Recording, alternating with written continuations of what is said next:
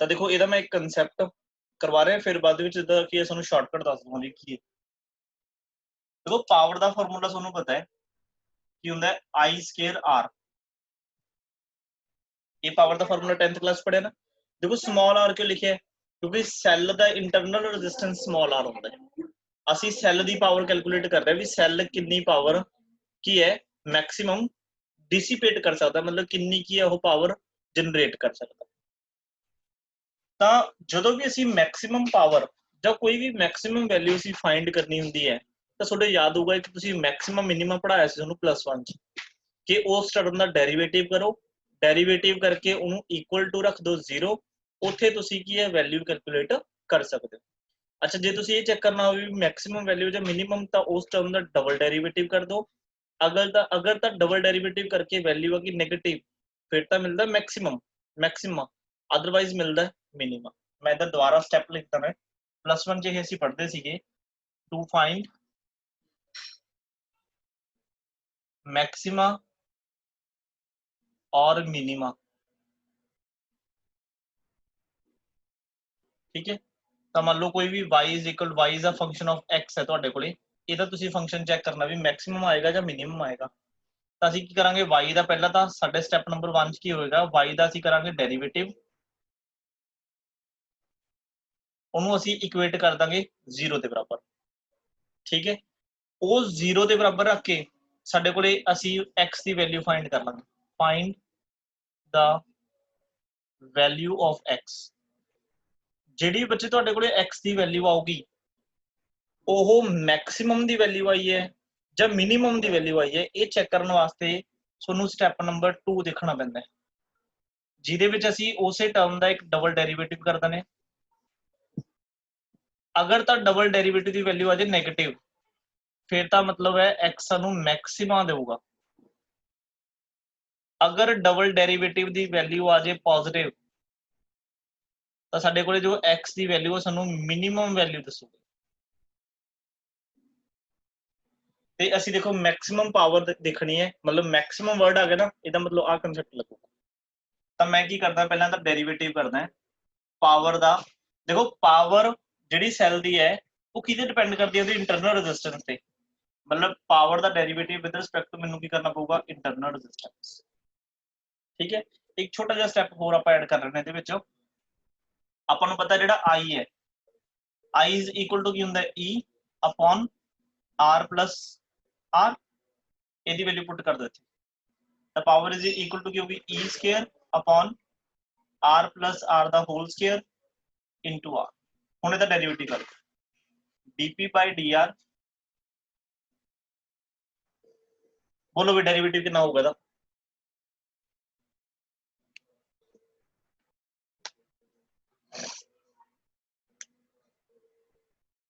ਬੋਲੋ ਵੀ derivative of this term ਕਿੰਨਾ ਹੋਏਗਾ, 2e ਸਰ।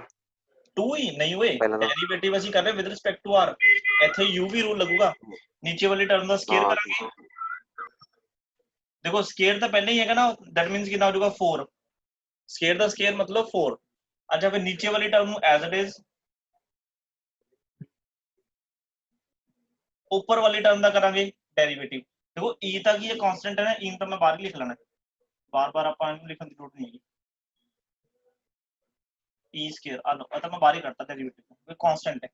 अच्छा r का डेरिवेटिव कितना होगा 1, फिर माइनस ऊपर वाली टर्म एज इट इज, नीचे का करांगे निचली का करांगे डेरिवेटिव कितना होगा 2 पावर अगे आ जाएगी r प्लस छोटी r इनटू कैपिटल R का एक्सटर्नल रेजिस्टेंस है कांस्टेंट है, इस r का कितना आ गया 1, तो ये हो गया डेरिवेटिव।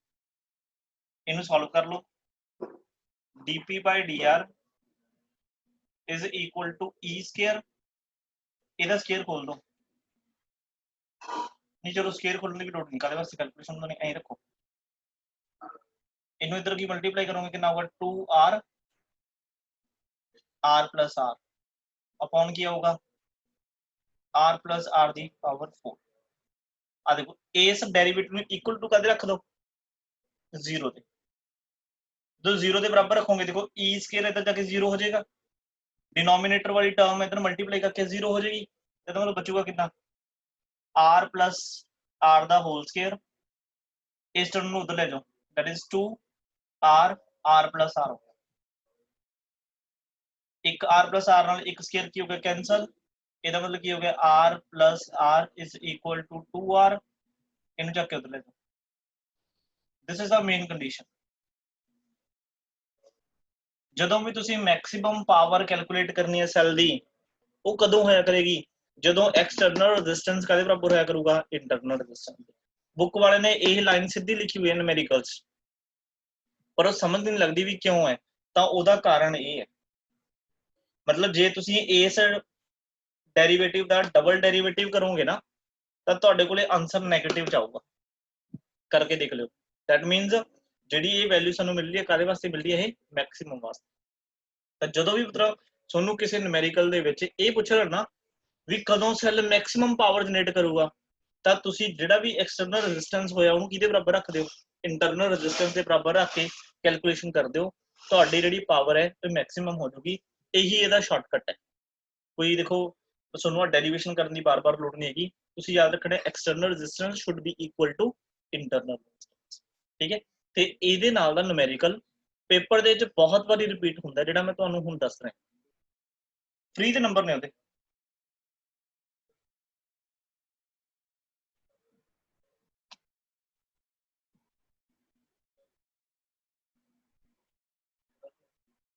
देखो ਤੁਹਾਨੂੰ ਨਾ ਇੱਕ ਐਵੇਂ ਦਾ ਗ੍ਰਾਫ ਦਿੱਤਾ ਹੋਊਗਾ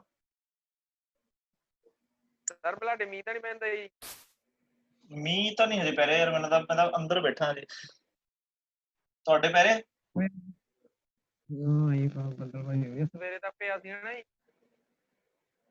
ਆ ਦੇਖੋ ਇਦਾਂ ਦਾ ਗ੍ਰਾਫ ਦਿੱਤਾ ਹੋਇਆ ਜੀ ਆ ਵੈਲਿਊ ਦਿੱਤੀ ਹੋਈ ਹੈ 5.6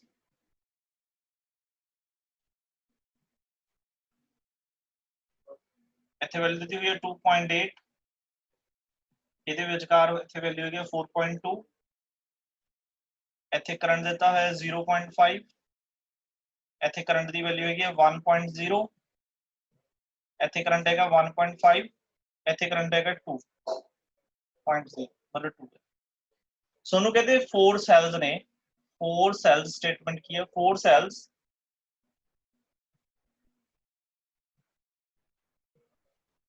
ईच ऑफ ईएमएफ ई मतलब आइडेंटिकल सेल ने ईच दी ईएमएफ कितनी है ई है are connected in series the internal resistance r है आर कनेक्टेड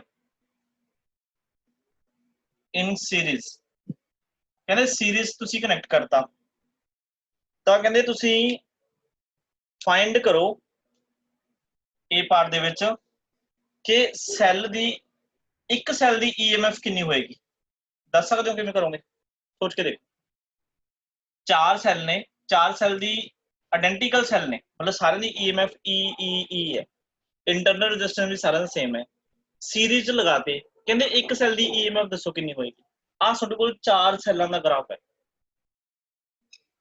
ਤਾਂ ਇੱਕ ਮੈਨੂੰ ਫਟਾਫਟ ਇਹ ਦੱਸੋ ਵੀ ਈਐਮਐਫ ਦੀ ਡੈਫੀਨੇਸ਼ਨ ਕੀ ਹੁੰਦੀ ਸੀ ਇਹ ਉਹ ਮੈਕਸਿਮਮ ਪੋਟੈਂਸ਼ੀਅਲ ਡਿਫਰੈਂਸ ਹੁੰਦਾ ਸੀਗਾ ਓਪਨ ਸਰਕਟ ਦੇ ਵਿੱਚ ਹਾਂ ਵੈਰੀ ਗੁੱਡ ਜਦੋਂ ਸਰਕਟ ਓਪਨ ਹੁੰਦਾ ਹੈ मतलब सर्किट ओपन का मतलब कोई करंट नहीं फ्लो करता ना आ देखो अगर मैं इस ग्राफ दे विच करंट नू जीरो करदा करंट नू कितना करदा जीरो करदा ਤਾਂ उस टाइम ते ਇਹ ग्राफ ਦਾ ਜਿਹੜਾ मैक्सिमम पॉइंट कितना बोल रहा है भी उस टाइम ते मैक्सिमम पोटेंशियल डिफरेंस कितना होगा 5.6 बट ਇਹ ग्राफ कितने ਸੈਲਸ ਦਾ ਬਣਿਆ ਹੋਇਆ 4 ਸੈਲਸ ਦਾ ਤਾਂ ਮੈਂ ਕਹਿ ਸਕਦਾ ਹੈ ਵੀ ਜਿਹੜੀ EMF ਹੈ of 4 cells वो तो हैगी है 5.6 वोल्ट बट मैं फाइंड करनी है EMF ऑफ वन सेल तो की आ जाएगा जी ये 5.6 अपॉन 4 तो बन गया 4 1 4 प्लस 1.4 वोल्ट देखो जी क्लियर है करंट नु मैं कीता 0 जदों करंट दी वैल्यू 0 हुई तो उस टाइम ते मैक्सिमम पॉइंट हैगा 5.6 इस बाद उन्हें ग्राफ की रिप्रेजेंट कर रहा है कि जिवें जिवें करंट सर्किट च इंक्रीज करी जाता है तो पोटेंशियल डिफरेंस डिक्रीज हो रहा है डिक्रीज हो रहा है डिक्रीज हो रहा है ईएमएफ दी डेफिनेशन की ने maximum potential difference when the circuit is open मतलब करंट इज 0 तो करंट नु मैं 0 पुट कीता तो वैल्यू कितनी आ गई 5.6 ये ग्राफ कीदा है 4 ਸੈੱਲ ਦਾ, ਇਹਦਾ ਮਤਲਬ 4 ਸੈੱਲ ਦੀ EMF 5.6 ਹੈ, ਇੱਕ ਸੈੱਲ ਦੀ ਕਿੰਨੀ ਹੋਗੀ 1.4 ਵੋਲਟ। ਸੈਕਿੰਡ ਪਾਰਟ ਸਾਨੂੰ ਕੀ ਕਹਿੰਦੇ ਨੇ, ਕਹਿੰਦੇ calculate internal resistance of each cell. ਜੋ ਇੱਕ ਸੈੱਲ ਦਾ ਹੋਏਗਾ ਉਹੀ ਸਾਰੇ ਦਾ ਹੋਏਗਾ ਕਿਉਂਕਿ ਆਇਡੈਂਟੀਕਲ ਨੇ। ਤਾਂ ਬੱਚੇ ਇਹਦੇ ਵਾਸਤੇ ਕੀ condition, I maximum is equal to E upon R। ohms law आता I is equal to E upon R। Current की है मैक्सिमम, तो E दी वैल्यू देखो मैक्सिमम करंट कितना है सर्किट 2, तो मैं R कैलकुलेट करना है, तो मैं लिख सकता R is equal to E upon I maximum.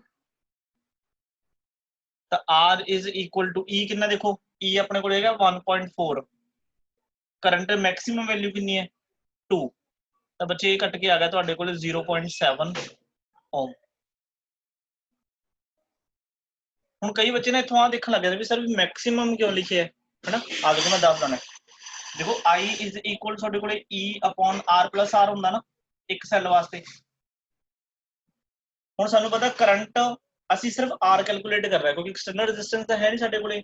ਇਹਦਾ ਮਤਲਬ ਜੇ ਅਸੀਂ ਇਸ ਕੈਪੀਟਲ R ਨੂੰ 0 ਕਰ ਦਈਏ ਅਪਰੋਕਸੀਮੇਟ, ਤਾਂ ਉਸ ਟਾਈਮ ਤੇ ਕਰੰਟ ਕੀ ਹੋਏਗਾ ਮੈਕਸਿਮਮ।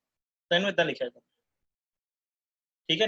डिनोमिनेटर ਦੇ ਵਿੱਚ ਵੈਲਿਊ ਕੀ ਹੋਗੀ ਮਿਨੀਮਮ ਹੋਗੀ, ਤਾਂ ਕਰੰਟ ਕੀ ਹੋ ਗਿਆ ਮੈਕਸਿਮਮ। ਤਾਂ ਫਾਰਮੂਲਾ ਮੈਂ ਤਾਂ ਲਿਖਿਆ। ਅੱਛਾ ਸੀ ਪਾਰਟ ਚ ਦੇਖੋ ਕੀ ਲਿਖਿਆ ਇਹਨਾਂ ਨੇ, ਕਹਿੰਦਾ ਫॉर व्हाट करंट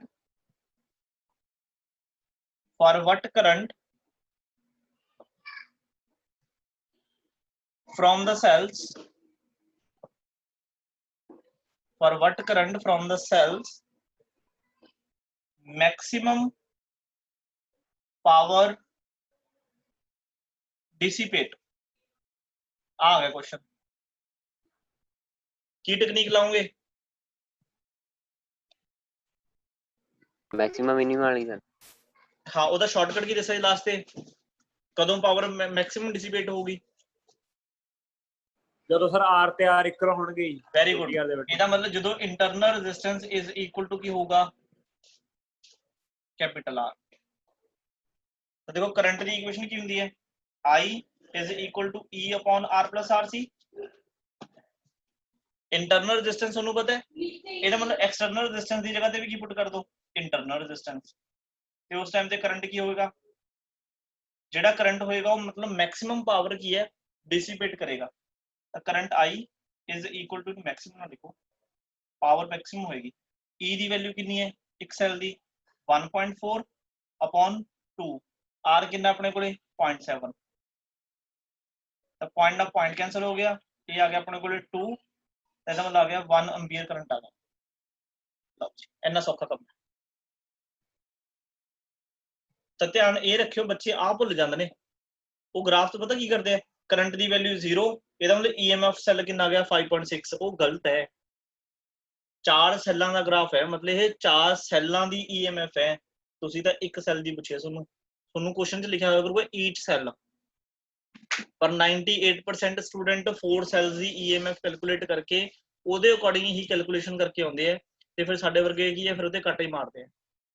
ਇਹ ਗੱਲ ਦਾ ਖਾਸ ਕਰਕੇ ਧਿਆਨ ਰੱਖੋ, ਠੀਕ ਹੈ ਜੀ। ਤਾਂ ਇਹਦੇ ਨਾਲ ਦੇ ਆਪਣੇ ਇਹ ਚੀਜ਼ਾਂ ਸਾਰੀਆਂ ਅੱਜ ਕੰਪਲੀਟ ਹੋ ਗਈਆਂ, ਠੀਕ ਹੈ। ਟਾਈਮ ਵੀ ਹੋ ਗਿਆ, ਮੈਂ ਅਗਲੀ ਕਲਾਸ ਲਾਉਣੀ ਹੈ, ਤੇ ਕੱਲ ਦੀ ਤੁਹਾਨੂੰ ਛੁੱਟੀ ਰਹੇਗੀ, ਪਰਸੋਂ ਆਪਣਾ ਟੈਸਟ ਹੋਏਗਾ, ਠੀਕ ਹੈ। ਉਸ ਤੋਂ ਬਾਅਦ ਜੇ ਕੋਈ ਤੁਹਾਡਾ ਡਾਊਟ ਹੋਇਆ ਤੁਸੀਂ ਡਾਊਟ ਲੈ ਲਿਓ, ਕੋਈ ਦਿੱਕਤ ਨਹੀਂ ਹੈਗੀ, ਠੀਕ ਹੈ। ਫਿਰ ਇੱਕ ਆਪਣਾ ਰਹਿੰਦਾ 2 ਮਿੰਟ, ਇੱਕ ਆਪਣਾ ਰਹਿੰਦਾ ਕਲਰ ਕੋਡਿੰਗ, ਠੀਕ ਹੈ। ਫਿਰ ਇਹਦੇ ਨੂਮੈਰੀਕਲਸ ਰਹਿੰਦੇ ਨੇ, ਉੱਤੇ ਆਪਾਂ ਕਲਾਸ ਹੋਰ ਲਾਵਾਂਗੇ।